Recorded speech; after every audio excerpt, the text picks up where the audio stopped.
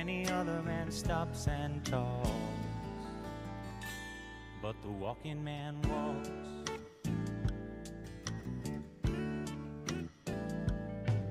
Well, the frost is on the pumpkin and the hay is in the barn, yeah. And Pappy's come to rambling on, stumbling around, drunk down on the farm. And the walking man walks, he doesn't know nothing at all. Any other man stops and talks, but the walking man walks on by, walk on by. And most everybody got seed to sow. It ain't always easy for a weed to grow. No, no, so he don't hold the rope for no one. The sure one's always missing, and something is never quite right.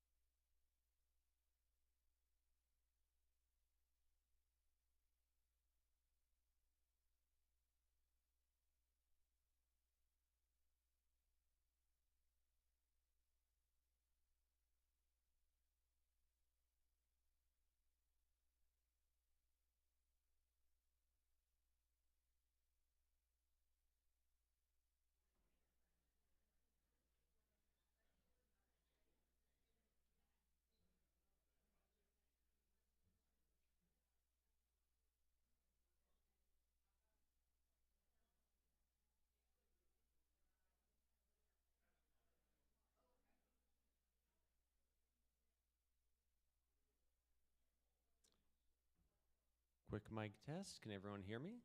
Hello, hello. Good afternoon, everyone. Welcome. A few people are trickling in, but I am Dr. Peter Capretto, Assistant Professor of Psychology, Culture, and Religion here at Phillips Theological Seminary, and it is my joy and privilege this afternoon to introduce my colleague, Dr. Annie Lockhart-Gilroy. For the few of you, I'm seeing a fist from our president in the back. Excellent. For the few of you who do not already know her excellent work, Dr. Lockhart-Gilroy is Associate Professor of Christian Education and Practical Theology and Director of the Doctor of Ministry program at Phillips Theological Seminary. She is a womanist pedagogue, a practical theologian, and an ordained deacon of the United Methodist Church with decades of experience in youth ministry. Dr. Lockhart-Gilroy holds an MDiv from Princeton Theological Seminary and a PhD in Christian Education and Congregational Studies from Garrett Evangelical Theological Seminary. I should say, within the field of practical theology, a field that Dr. Lockhart-Gilroy and I share, there is a long-standing conviction that if theology has any chance of being attuned to what is actually happening on the ground, it must critically correlate texts and theory to the lived experience of God's creation. Said otherwise, when it comes to matters of accessibility and hospitality, theory remains vital, but it is essential that one start with the experiences of people who have been pushed to the margins and ask them what they need. As someone who shares Dr. Lockhart-Gilroy's investment in practical theology, I can assure you that this charge is often easier said than done. Even so, Dr. Lockhart-Gilroy has built her career doing exactly that, by centering the voices and experiences of young people who have been placed at the margins of society. Dr. Lockhart-Gilroy is the author of Nurturing the Sanctified Imagination of Urban Youth, published with Urban Loft Publishers in 2020, and co-editor of From Lament to Advocacy, Black Religious Education and Public Theology, published with Wesley's Foundry Books in 2020. Currently, Annie is engaged in qualitative research with young people with physical disabilities, listening deeply to their experiences and allowing their insights to reshape how we think about inclusion, access, and belonging in faith communities. Dr. Lockhart-Gilroy understands on a deep level that accessibility is not simply a checklist. It is a posture of humility and a willingness to be changed by the people we claim to serve. Would you all please join me in welcoming Dr. Lockhart-Gilroy?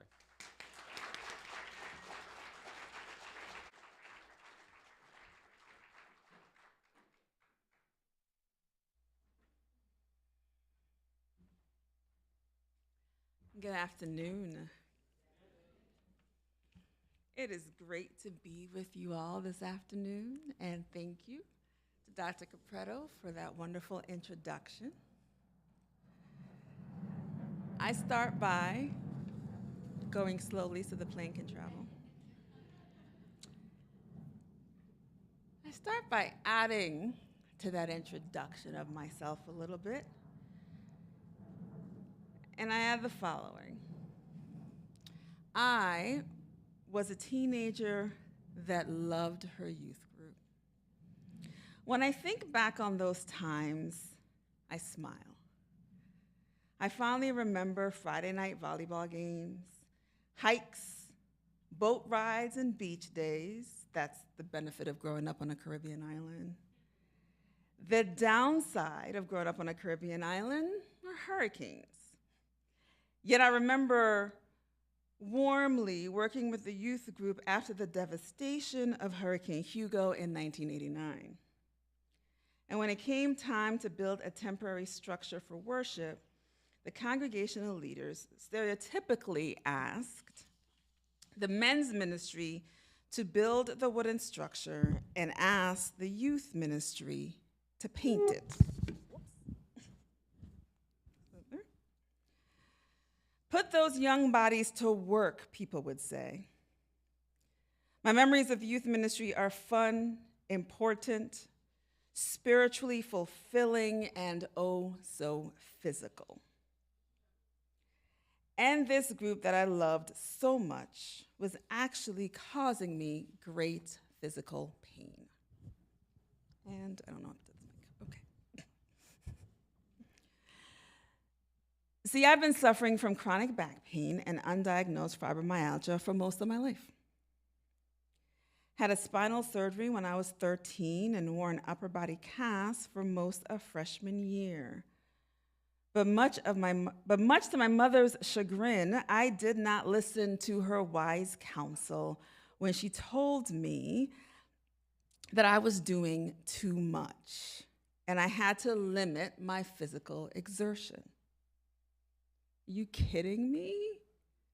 See, I'm the youngest of 3, and I watched my 2 older brothers do the coolest thing with this youth group. I had been waiting for this my whole life, all 13 years. I wasn't going to hang out and just watch other people have fun and do service. I wanted in.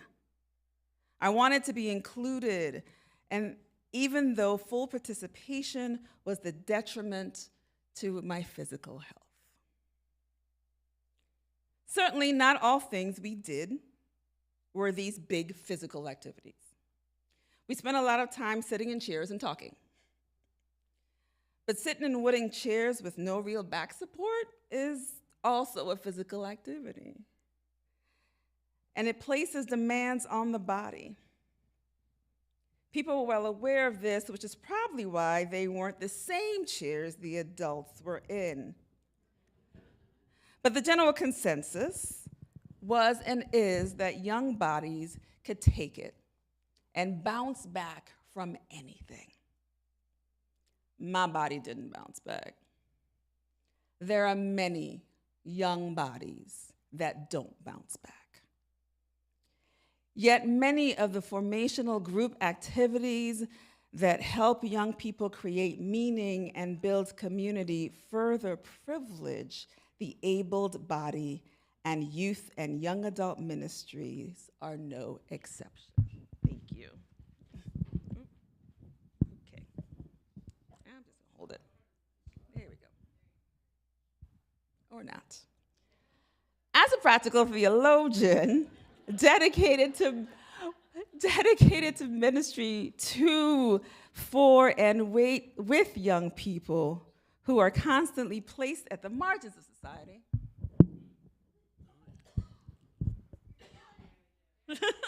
There we go.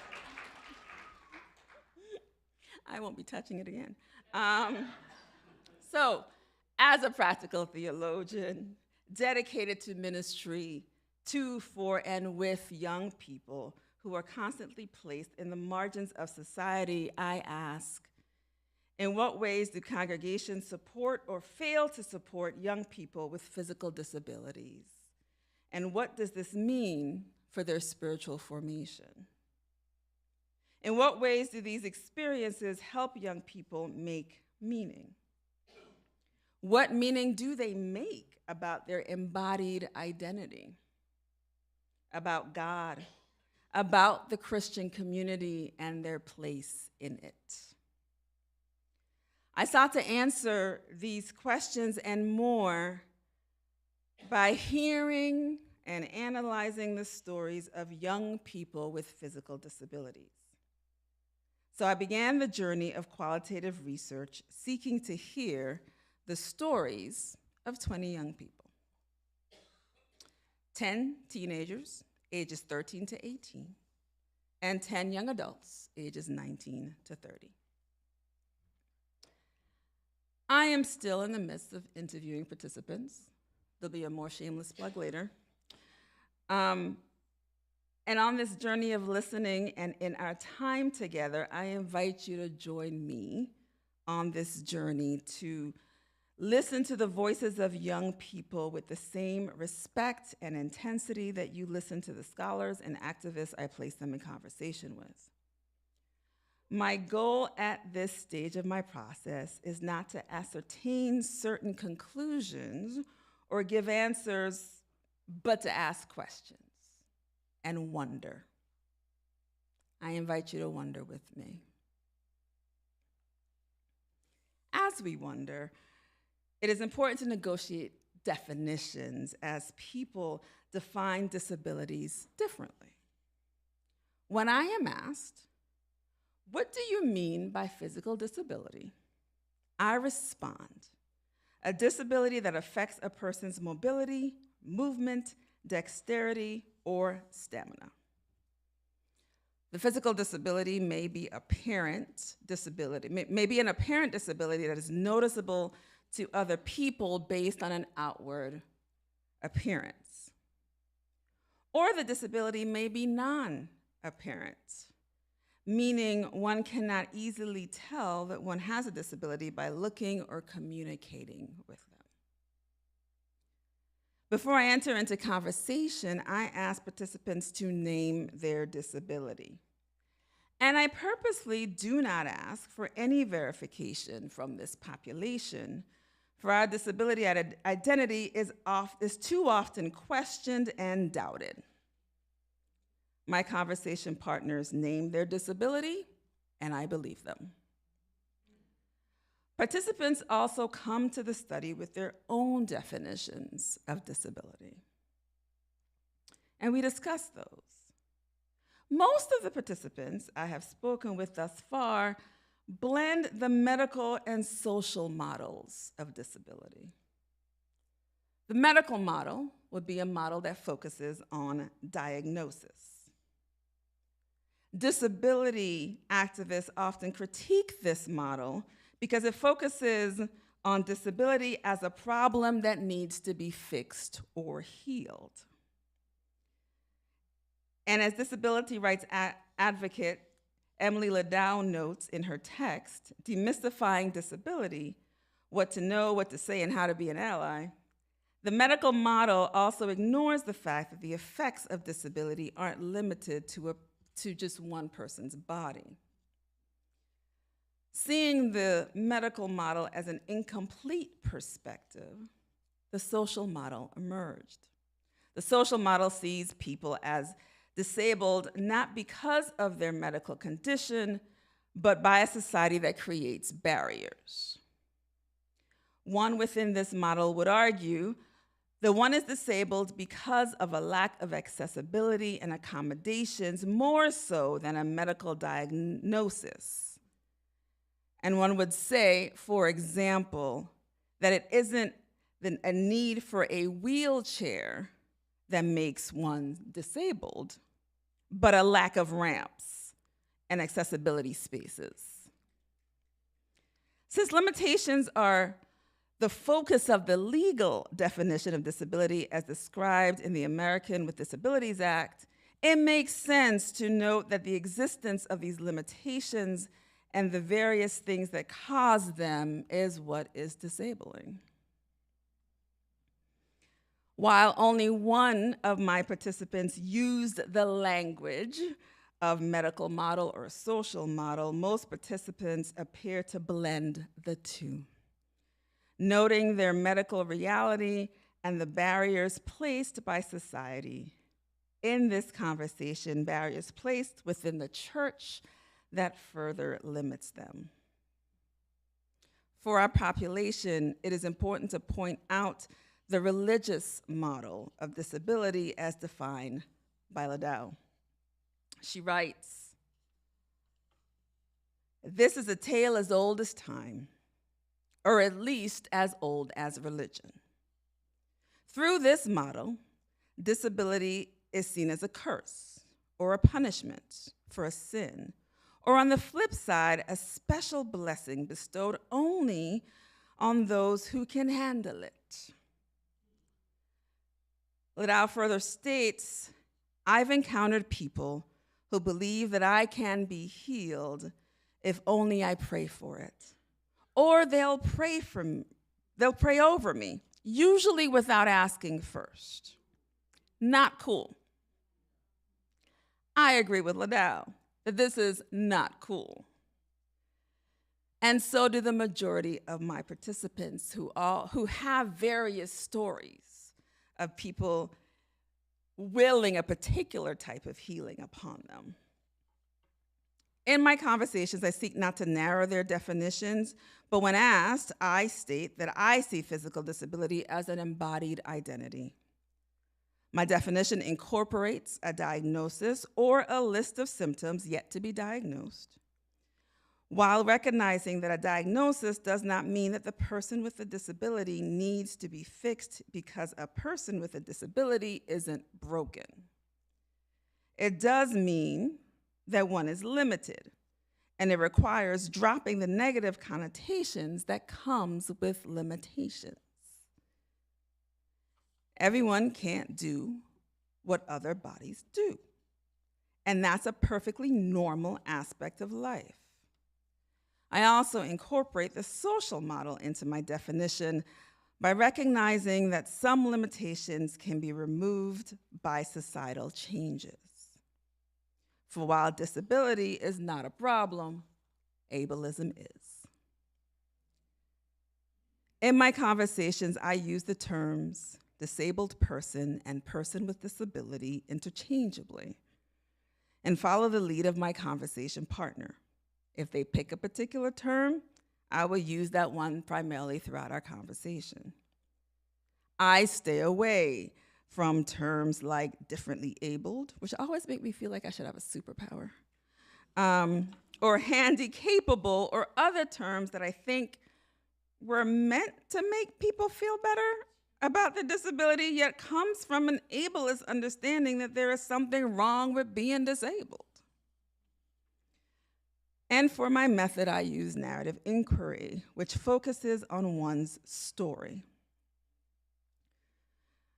My research often focuses on story because I do believe that everyone has a story worth sharing, worth listening to, and worth learning from. Before the interview, I asked them to come with a story about a time that people in the church interacted with their disability in some way. We spend the first half of the interview exploring that story. I ask about how that experience influenced their faith journey or desire to continue their faith journey, and in what ways. Understanding community as one of the most important factors in one's spiritual formation, we speak about if and how this experience shapes their understanding of community. Did it impact their engagement with community? And did this experience impact the way they think about God? So, I will be sharing 3 stories, which are from 2 different people.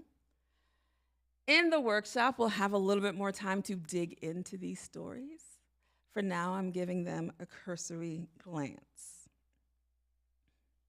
As I share them with you, know that they have been edited to represent more of a written English than a spoken English through the removal of verbal tics like and ah, and may have been shortened through the removal of repetitive phrases.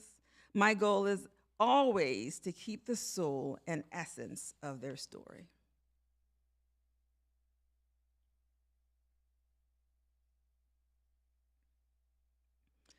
I start with 2 stories from a young adult who chose the pseudonym Lydia. She starts, I have a couple of stories, so I'll go with the earliest one. So my mom's a minister, and so being a preacher's kid, you're always there after church. And I think we were in one of the classrooms at the church, and my brothers and I were coloring on a chalkboard, and my knee dislocated. And I don't know what I was doing, but it dislocated. And an older gentleman from the church walked by and said to my brother that was in there, "Don't push your sister." But he didn't push me. It was just my knees. He just assumed that my brother had hurt me, and that was so far from the truth.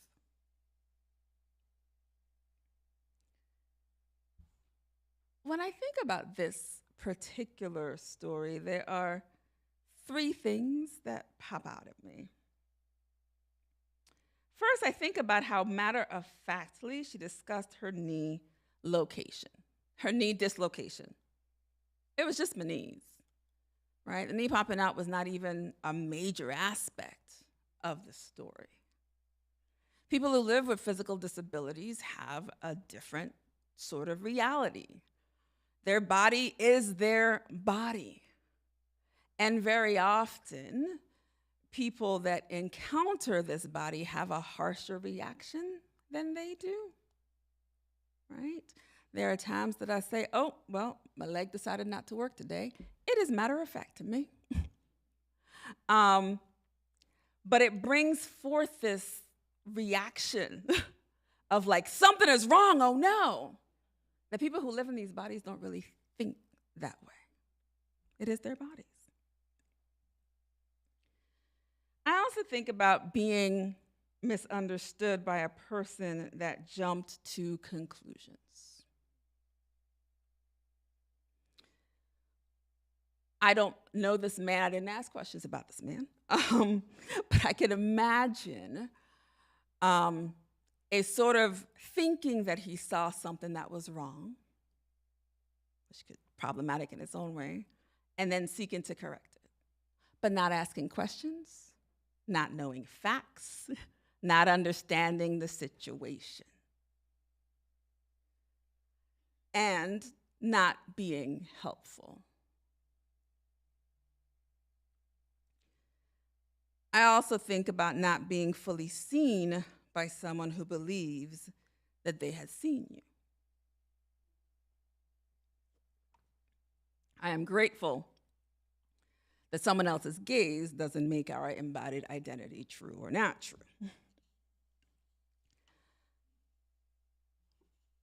And as I think of this story, I do recognize that part of this dismissal was probably their age. This was Lydia's earliest memory. She was a child. By the very nature of the population I am conversing with, these stories sit at the intersection of ability and age. And like all embodied identities we carry, like race and gender, these intersections cannot be separated. In fact, what connects discriminatory views like racism, sexism, ableism, transphobia, ageism, and others is the notion that there is such a thing as a perfect body or perfect bodies, a good normal that we should all aspire to. especially this time of year. And bodies that don't conform to this hypothetical normal, which is most bodies in the world, are then othered and discriminated against. But as we know, this is not a must. There is another way. That is to recognize the beauty of diversity and the different bodies that the Imago Dei occupy. I now move to Lydia's second story. This one has to do with church camp. She says, I was a senior, and one of the big things seniors got to do was they got to go around the whole church camp and walk and tell stories. And I was looking forward to that so much. And that night, we had a cookout where there are different foods and stuff to make s'mores and that kind of thing. It was a good time. And I overheard a girl, she was, of course, a senior, and she said to somebody, is Lydia going with us? She's going to slow us down. And I just broke down. I went to a couple of my really close friends and one of the other counselors. I kind of said what happened and explained it to them. And they linked arms with me, and we walked the whole camp together. When I reflect on this story, I am immediately drawn to the beautiful community that is displayed as they link arms and walk together. I think of Lydia's smile as she remembers what is clearly a fond memory. And I also think about the other senior, the girl who didn't want to be slowed down. And I must admit, y'all, my first reaction is, slow down from what exactly? Like, where you going? You got a deadline or something? Like, we're all here at church camp, right? I don't know the particulars. I assume that we're all gonna get on a bus together at the end, right? This is not a race. Aren't we just hanging out, really? And I think about how we are in a culture where it's all about a particular type of productivity that is falsely correlated with worth. And how sometimes disabled people are seen as an inconvenience because their disability means that they may slow us down. Slow us down from a standard that is completely made up and can be changed. Now, I don't fault little sis for wanting to go at her own pace. I get that. But to move to exclusion and to be upset that someone's joining you, to prefer that they not at church camp, there's some problems with that. And we see similar problems in various spaces. Unfortunately, many reasonable accommodations are shunned because many are forcing themselves and others to meet these arbitrary standards. What happens if we slow down? Most of the time, nothing. We fake emergencies. We fake needs for everyone to work late and get up early. All to chase this idea that what we really need, what really proves our worth, is some sense of productivity. And who are we excluding when we do that? And for what reason? These are the things I'll wonder.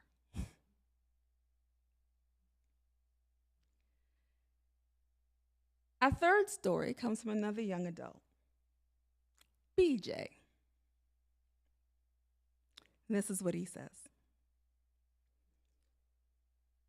There was a moment in my teenage years where I was sitting alone. I was in the back pew of the church, feeling invisible. And there was a group organizing a retreat, No one asked me if I wanted to go. I knew deep down that it was not out of malice, just an assumption that I couldn't participate because of my disability, So I remember praying, not for healing, though, but for understanding. I was like, God, do you see me? I whispered. And then I felt something shift. Not a loud answer, but a gentle presence. It was like the first time I truly thought of God not just as a powerful being, but someone who suffers with us, So I started to picture Jesus not only healing, but also like weeping with the hurting, and also walking slowly and listening to those overlooked. Sort of like that. My disability has affected the way I see God, as not so distant, but intimate. God is present in my struggle.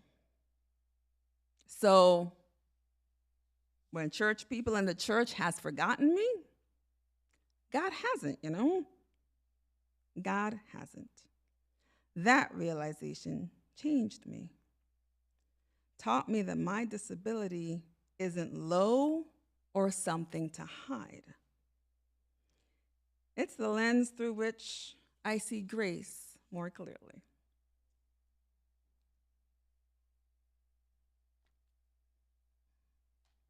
Now, this story particularly makes me think there's so much here to unpack. Just gonna do a little at this moment. First, gotta say, as leaders that put together lots of events, we might get a little stuck on, well, how does he know he's not invited? Right? Do people need personal invitations? Yet I heard a similar theme over and over again. People may never say, don't come.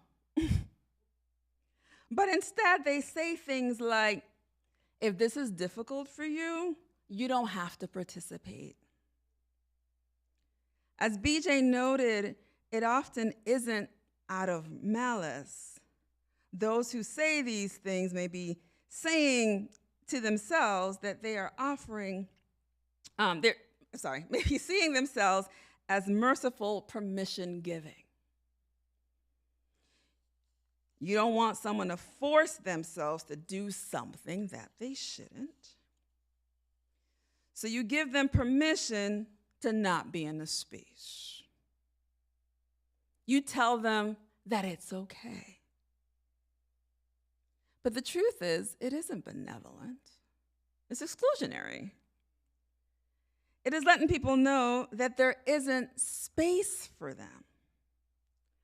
While some may say that they are given permission so that the disabled person doesn't feel bad, I often wonder if it really is about giving permission for the one doing the excluding so they don't feel bad. Because exclusion isn't accessibility. It is, in fact, the opposite. The goal of accessibility is inclusion. This kind of move also asks the person being discriminated against to give permission for the discrimination. In her text, My Body is Not a Prayer Request, Disability Justice in the Church, author Amy Kenny notes that excuses for not accommodating disabled people are contingent on absorbing the charity model of disability. In the charity model, we become objects of pity rather than subjects with our own gifts. Pity feels sorry for someone, with little care for how to treat further suffering. Pity is a duplicitous form of ableism because it dehumanizes the disabled person as an object of suffering. And for people like BJ, often the response is to not engage at all. This sends a clear message that someone is not a part of the community, and their presence can be a little problematic. Common in my conversations was a desire to be seen. Remember when I asked BJ, the final question that I ask everyone, so what is it that you want to say to the church that you haven't said to me yet? And BJ said, just see me. I just want you to see me. It is a desire to be included and the desire to be welcomed. When I asked how these experiences changed the way they view the Christian community, like BJ, many of them turn to discuss the way they see God. The turn in conversation suggests that the community does not help them know a God that is present with them as much as they know this God in spite of the Christian community. Community is often an essential part of spiritual formation, so what does it mean for people to have to ignore the community or be ignored by the community in order to see God? The knowing of God was often seen as a presence that sees them and is with them in the moment. Not necessarily a presence that changes them, but to revisit BJ's words, it was the first time I truly thought of God, not just as a powerful being, but someone who suffers with us, you know? And I was like, yeah, I know. So I started to picture Jesus not only healing, but, also like weeping with the hurt and walking slowly with and listening to those overlooked. Sort of like that. My disability has affected the way I see God, not so distant. The presence is also felt in the story of others as they mentioned seeing God as this near presence. Not one that helps them walk faster or move quicker, but someone who walks slowly with them.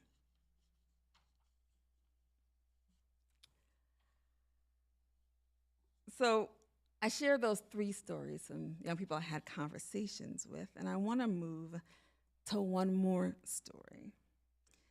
This story comes from rabbi, scholar, and spiritual leader Julia Watts Belser, and is written in her text, Loving Our Bodies, Disability Wisdom, and the Spiritual Subversiveness of Knowing Ourselves Whole. Now, usually, when I quote scholars in a presentation like this, I summarize, paraphrase, and save quotations for key sentences that define their theories. But today we are talking about the importance of one's story. So I bring to you the entirety of one of her stories. Chapter 13 of her text begins with this story. Let me begin with a story of finding God in my own bones. As a woman who uses a wheelchair, the world throws me 1,000 reflections of my own body as an aberration, as a defect. Strangers on the street stare at me or pray for me, They shush their children or turn their eyes away. My wheels get taken as a sign of tragedy, a mark of something broken. The process of being turned into a symbol strips my life of richness and particularity. It doesn't matter what I think or how I feel. It doesn't matter what I know or what I love.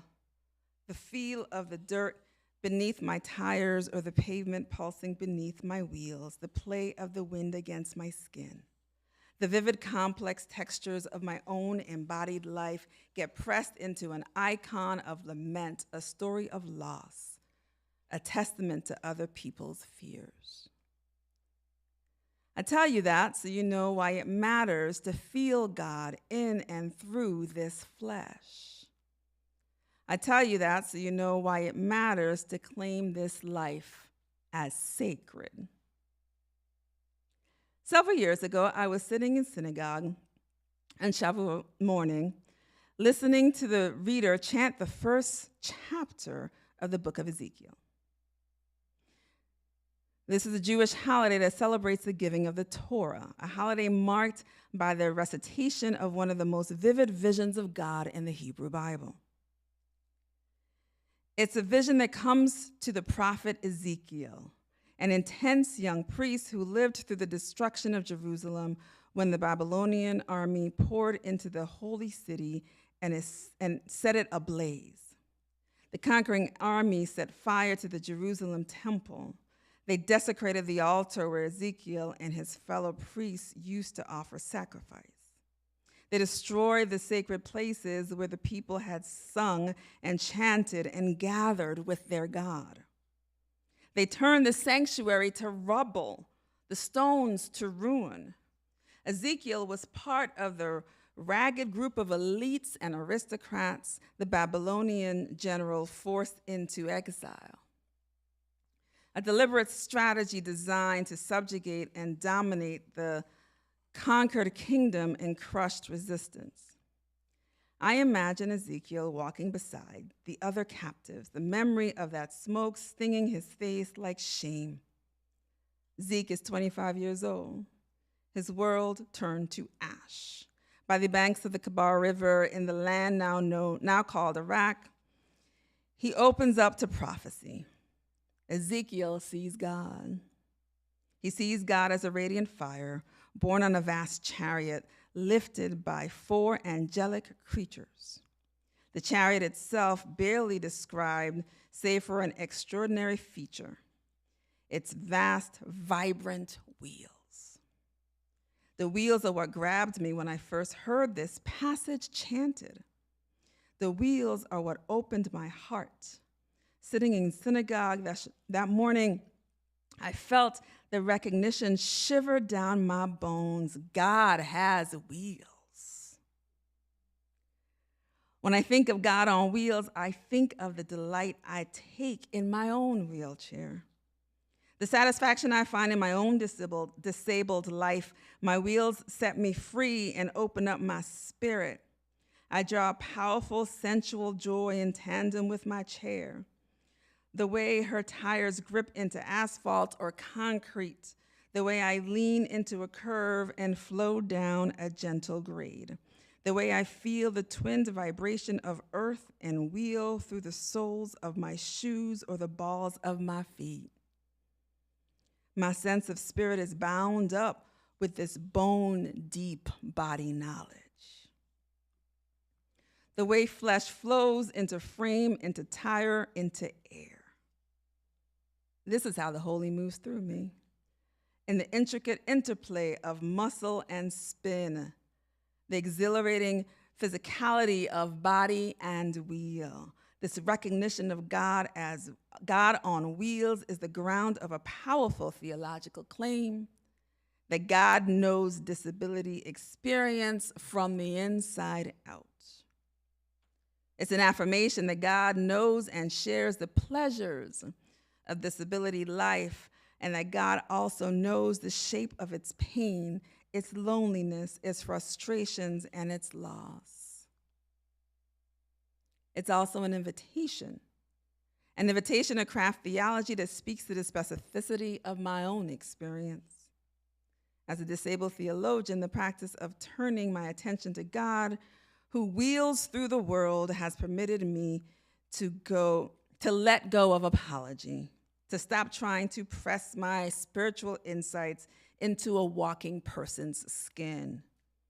It has invited me to probe more deeply the depths of my own disabled knowledge, to consider how disability has shaped my own perception and awareness, and then to ask how those insights might shed light on God's own relationship with the world.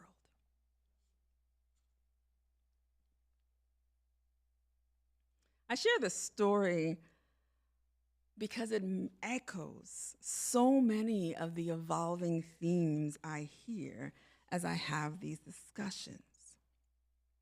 And it ends where I hope so many of these stories would end, when I ask, how has your understanding of God changed as a result of your experiences? I would love for their experiences within the community of God to lead them to see a God as one that looks at their disabled bodies and call it good. I would hope that they were formed in a community that recognized the Imago Dei within their disabled bodies. A God on wheels who, by the way, is also in no rush. This God on wheels will walk the whole church camp with you. No rush. Take your time. Bessler notes that God on wheels doesn't sit high in the sky. God on wheels is intimate with the earth, with the grit of the city, with smell and scent. The intimate, holy being that BJ spoke of. My hope is that more and more disabled people are able to see God in this way because of the community that nurtures them and not in spite of it. I am also drawn to God on wheels because, as Bessler notes, to do this means to consider God's body, a practice that runs counter to ways many of us have been taught to think about the divine. I must admit that when I think of God, I don't really think about God having a body. But I know that embodied identity is really important to me. And I also think about the stories of God walking in the Garden of Eden, making noises so Adam and Eve can hear them. And I think of the story of God allowing Moses to see God's back. I think about the concern of all the people who have seen God, and they get scared because they know that anyone who sees God will die. But none of them do. My hope is that these young disabled bodies and us older disabled bodies live in a world where the religious model of disability changes definition, where bodies with disability are seen as part of God's beautiful and diverse creation, and where healing is defined in an extremely nuanced way that gives space for people to decide what it means for them to be healed instead of being told by others what healing should mean for them. A model that recognizes the holy is intimate, a God that moves with us, whatever our pace and however we get around in this world. May it be so. Now, I have spoken a lot, and I do have one more thing to share if we have time, but I want to stop for conversation. We have Kurt walking around with a mic. If you have a question, a comment, a story, I invite you to share.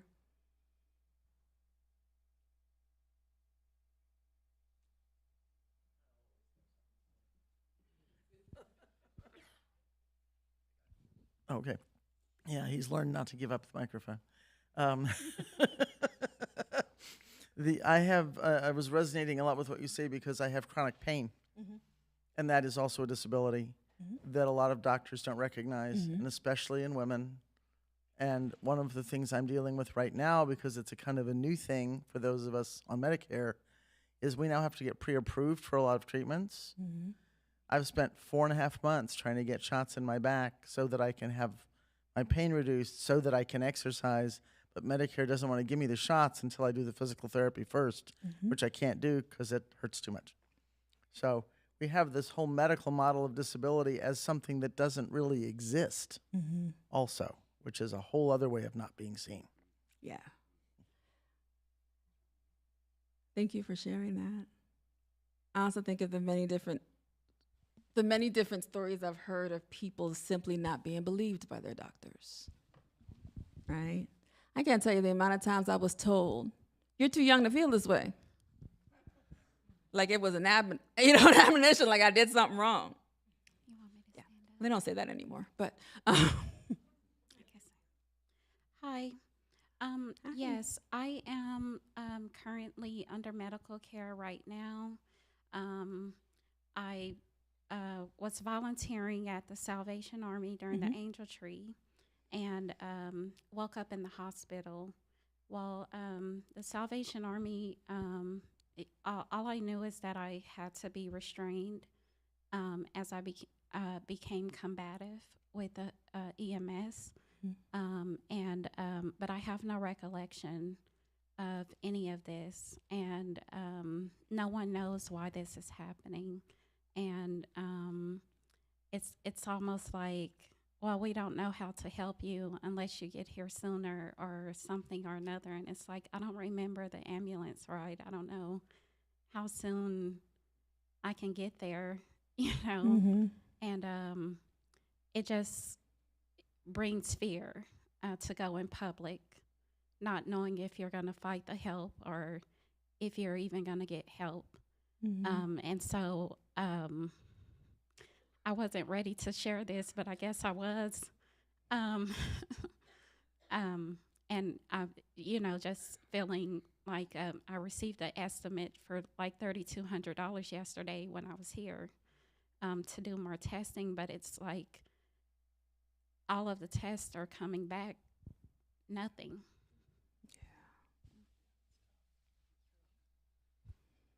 thank you for sharing that. It's frustrating. I hear you. So I debated sharing this. One, I want to say thank you. You made my childhood feel seen. Bless you. And it has me reflecting, and I really never reflected on it until I was in seminary, but I'm still doing the hard work of a childhood experience in my own space. When I was 5, I stopped breathing as my parents were carrying me into emergency room after a very long chronic day of asthma attacks that just progressively got worse. When I came out of that, my whole community, being a small Oklahoma town, we prayed for you, and look at what our prayers did. You lived. While I was in the hospital, my grandfather, I told my parents, I said, "Grandpa's sick." And they said, "Oh, he's just got his summer cold." And I said, "No, he's sick." His cancer had come back, and he died within 5 months. And I prayed. People told me I lived because they prayed for me. Yeah. But I prayed for my grandfather, and he didn't live. Yeah. And that was my first major existential crisis of faith that I'm still walking through. And is part of the reason I went to seminary, because I was like, there's got to be a place to give this answer. And how painful those words still are today that I'm walking with. So thank you for seeing and giving voice to kids who have walked in that space through the church. And thank you for sharing that. Behind you, Kurt. Well, Okay. the chair or the president of the board. I mean, it's a Oh, tough decision. That's a rock and a hard place. just would like your thoughts. We have a youth, 16, who is in a wheelchair, but he's also nonverbal. So I'm just looking for advice on how to make sure that he feels welcome and included. When you say nonverbal, there are other ways that this youth communicates. His mother knows, certain gestures and things like that. We do not. Part of her challenge is we think that we're feeling welcoming, because he's nonverbal, but he's not silent either. So she struggles with, everybody in church should be quiet and respectful and all that stuff, and her child cannot do that. So from a standpoint, though, is they do come sometimes. So how can we? Maybe it's conversation, but what are other things that we can think about to make them feel more welcome? I would think about, well, first, I always want to give the caveat, it's always hard to give advice about a situation you don't know, right? But I would think about a couple of things. One, assuring the mother that, not being disrespectful, right? And I would welcome the noise. Additionally, I wonder if the way that the mother communicates, can some of the leaders in the congregation learn that, right? It's actually shocking to learn how many parents of deaf children don't sign, right? And then I'm thinking about a TV show. I love comic books, but this TV show Echo, which centers on this indigenous woman who's kind of an anti-hero, but because she was deaf, her entire community learned how to sign, right? So I think about how you can learn ways to communicate with this person, and more conversation, I think, in conversation with the mother. So I hope that helps.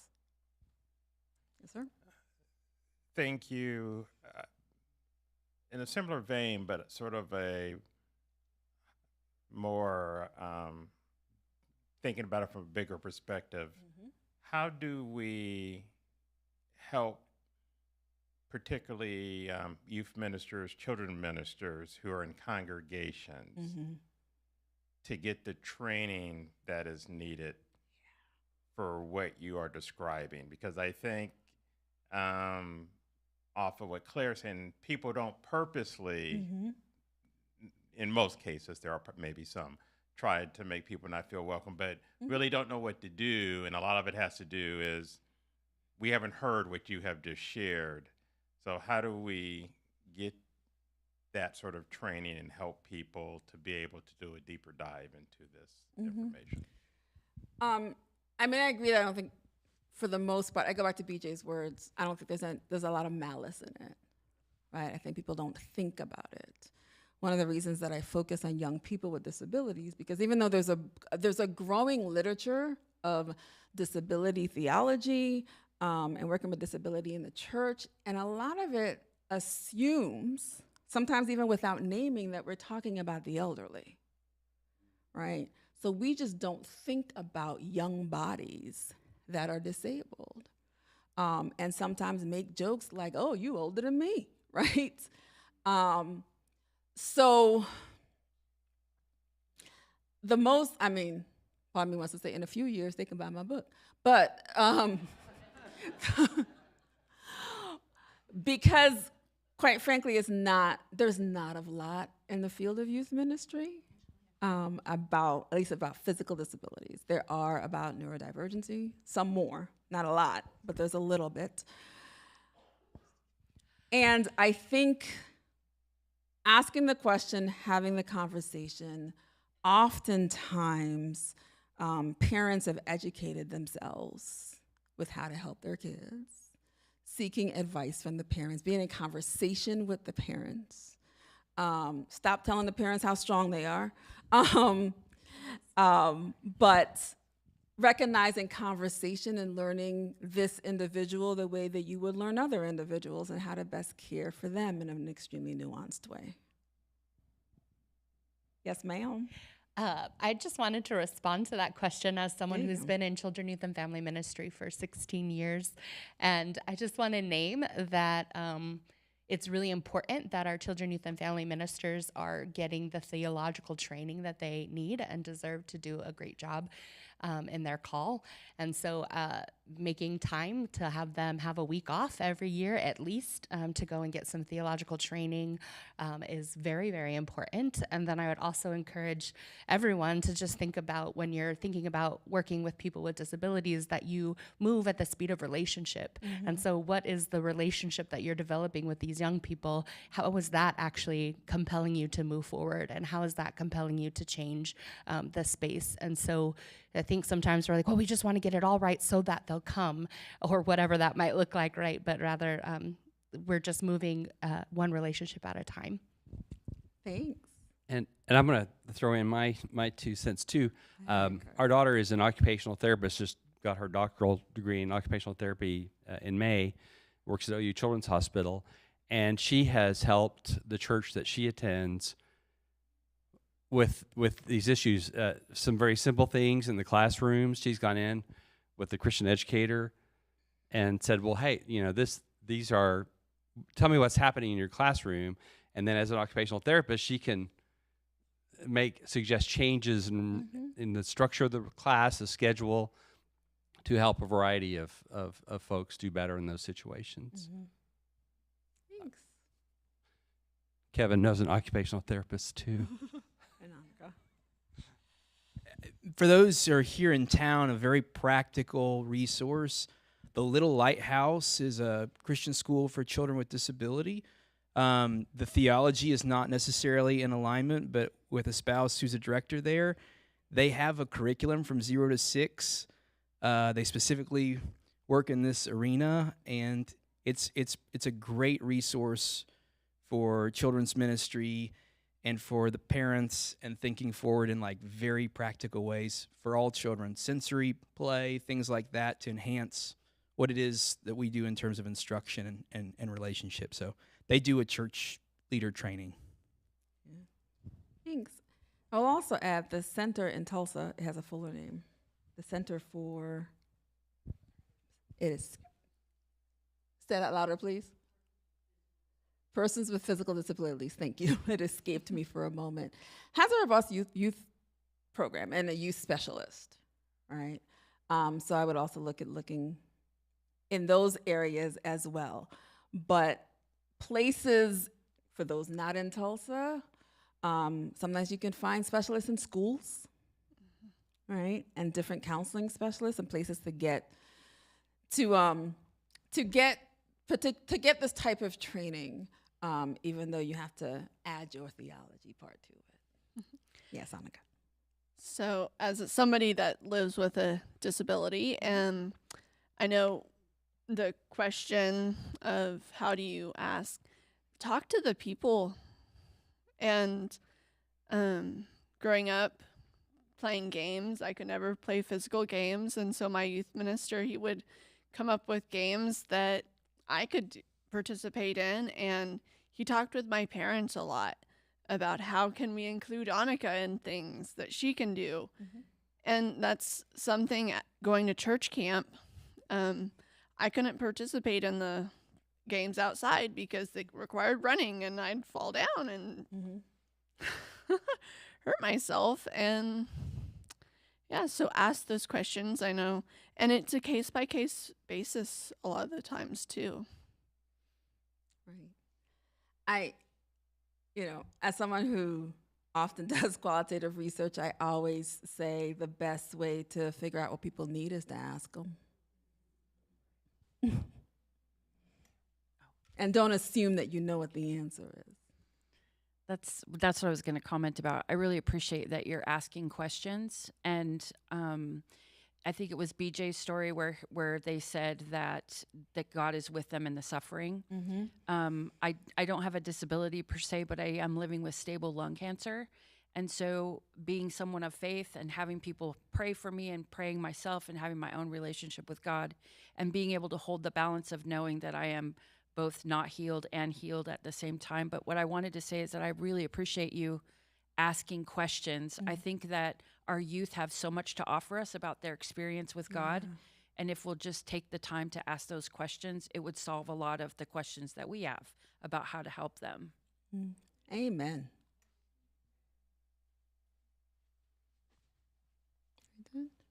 We got one.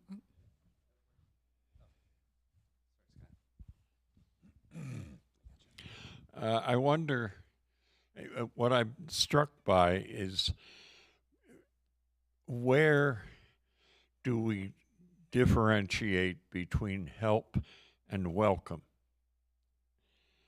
I'm reminded that many of the stories about Jesus, he didn't say, "Can I help you?" He said, "I'd like to eat with you. Can I be with you?" It was always about welcome. And I think that can be a guide to not necessarily understanding, but providing a basis to ask the questions. How can I welcome you? Because that includes everybody. If you differentiate it into those that don't need help and those that do, you're separating. Well, we all need help. We just need a different kind of help, right? And focusing on particularities help us to narrowing on the different types of help that people need so that they are helped better, right? But I agree that welcome is, it's inclusivity, right? It is the base of what we do. Often I find the problem with help is sometimes people ain't helping, right? That's the goal, that's the desire, that's what they want to do. But without communication, without knowing what's going on, without understanding the person, without relationship, sometimes you're not helping. Did we have another? Okay. So I end with this. As I was working through these questions and working with people and doing all of this reading during last year's sabbatical, I really realized that I had to figure out a lot of my own stuff, right? Things that I wrestled with, like what does healing mean, right? And because I'm doing this work, I get a lot of questions as to why are you doing this particular work? Once a youth minister, always a youth minister, right? So that is where my passion is. So I always do my work with young, with teenagers and young adults. But I also, as many youth ministers do, want to create the space that I wish that I had, right? I do think of my youth ministry as awesome. I do. But nothing's perfect. And in wanting to create that space, I wrote a letter to my younger self. And I want to end by sharing it with you. So it starts. Hey, girl. I see you. This is my young adult self. You took another day off from work because you went back too soon, and now you're trying to figure out what in the world is wrong with you.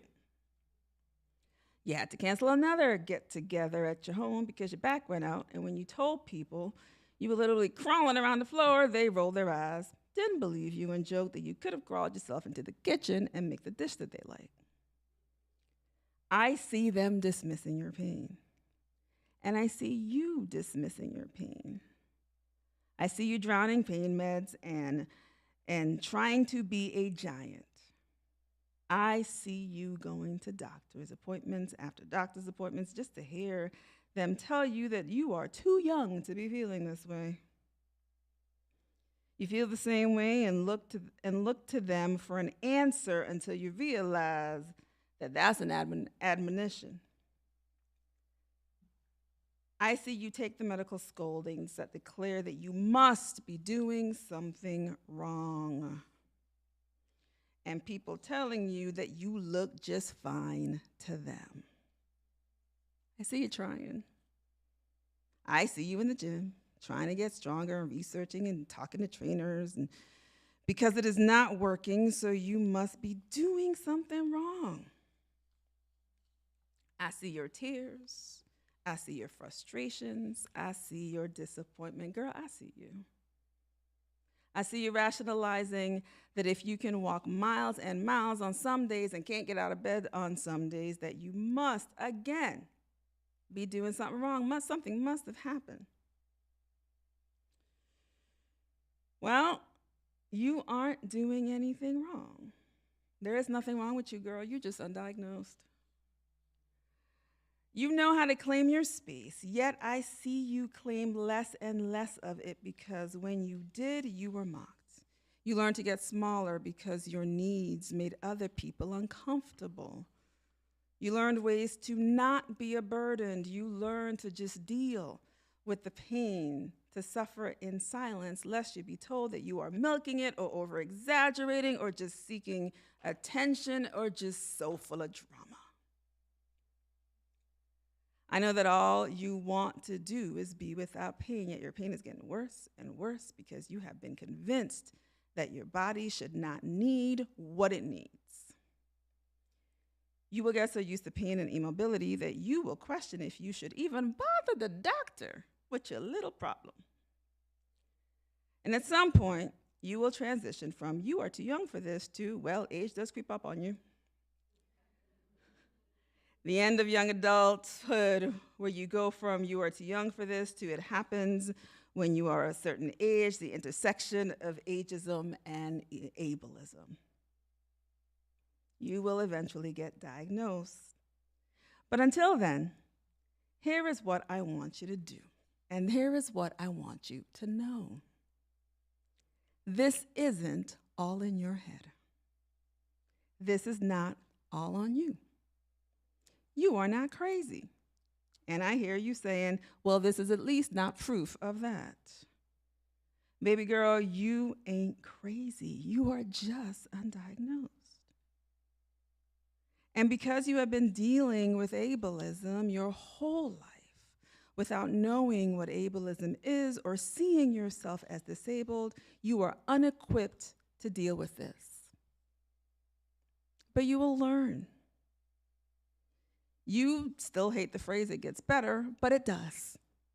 Not in a passive way, but when you are surrounded by solid community, you will learn how to listen to the wisdom of your body. You will realize that your body isn't a separate entity from you and that you don't have to tame it or get it to act right. You and your body are one. You'll learn to listen to you. You will learn how to own your own space again, just like we used to. You will understand healing in a new light. And you'll believe that husband of yours when he tells you that you do not need to be fixed because you are not broken. Yes, you marry well. People won't stop telling you that it is all in your head, but you will stop listening. You will stop believing them. You will learn that most of the time other people's opinions of how you get what you need is none of your business. You will ask for what you need without apologies. There will be people that won't understand. Stay away from them. There will be people that recognize when accommodations are needed. Those are your people. Stay there. You will learn to listen to your pain and adjust. You learn that your productivity does not measure your value and that your work is not your worth. Yes, you're still a little bit of a workaholic, but you will learn how not to allow yourself or anybody else to work you into a flare-up. You will learn that your body isn't broken. It's just different. And you won't be able to move your body in particular ways, so you won't. And, girl, Mobility aids are awesome. You will think at first that you should be embarrassed, and then you will learn to work that cane like Lady Danbury. You'll find out who she is. You will read My Body Is Not a Prayer Request and Loving Our Own Bones, and they will change your life. You will no longer fear the future. You will simply plan for it. You will overcome. And I won't tell you that the pain made you stronger, because it doesn't. The pain weakens you, literally and figuratively. What strengthened you was being around a community of people that helps you navigate your pain, and you will help other people navigate your pain and their pain. You will be a proponent of pacing and rest as resistance for yourself and for others. You will work to train folk who work with young people with the hopes that less young people will hear ableist commentary from church leaders, with the hope that less young people will make themselves smaller, be included, or feel the need to exclude themselves. Girl, you gonna be all right. Love you.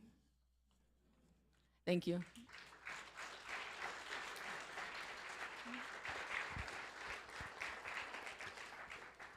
Thank you so much, Dr. Lockhart-Gilroy.